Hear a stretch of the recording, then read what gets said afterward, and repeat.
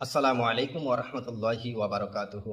অনেকে জানতে চেয়েছেন যে আমরা তো গরু কুরবানি দেওয়ার জন্য গরু কিনে ফেলেছি, কিন্তু এই বছর গরু কুরবানি দেওয়ার ক্ষেত্রে আমাদের রাজ্য সরকার কিছু নিয়ম তৈরি করেছে এবং সেই নিয়ম অনুযায়ী আমরা কিন্তু গরু কুরবানি দিতে পারছি না বা পারবো না।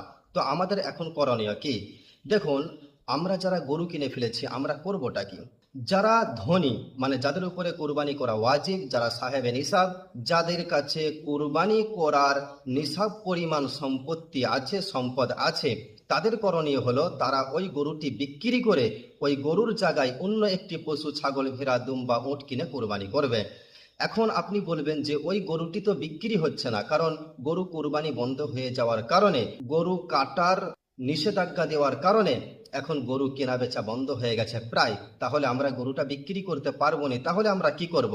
মনে রাখবেন, যারা সাহেবে নিসাব, যাদের উপরে কোরবানি ওয়াজিব, যদি ওই গরুটি বিক্রি নাও করতে পারে, ওই গরুটিকে বাড়িতে রেখে তাকে অন্য একটি প্রাণী কিনে, ছাগল, ভেড়া, দুম্বা কিনে কোরবানি করতে হবে, তবেই তার ওয়াজিব আদায় হবে।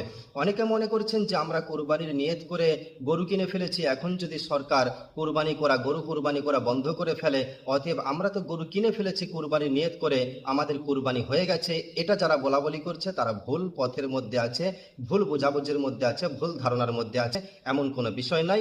আবারও বলছি, যাদের উপরে কোরবানি ওয়াজিব, গরু বন্ধ হয়ে যাওয়ার কারণে গরুটিকে বিক্রি করবে। যদি গরুটি বিক্রি না হয়, তাহলে ওই গরুটিকে বাড়িতে রেখে হলেও অন্য একটি প্রাণী, ছাগল, ভেড়া, দুম্বা, উটের মধ্যে যেটা কিনা আপনার সামর্থ্য, সেটা কিনা আপনাকে কোরবানি করতে হবে। তবেই আপনার কোরবানি হবে, তবেই আপনার ওয়াজিব আদায় হবে।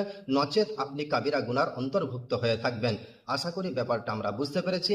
এই ভিডিওটি বেশি বেশি করে শেয়ার করে মুসলমানদের কাছে পৌঁছে দিন, যাতে করে সকলেই আমার দেওয়া এই মেসেজটি, আমার দেওয়া এই বার্তাটি সকলের কাছে পৌঁছে যায়। আল্লাহ তাআলা আমাদেরকে সঠিক দিন বুঝে আমল করার তৌফিক দান করুন।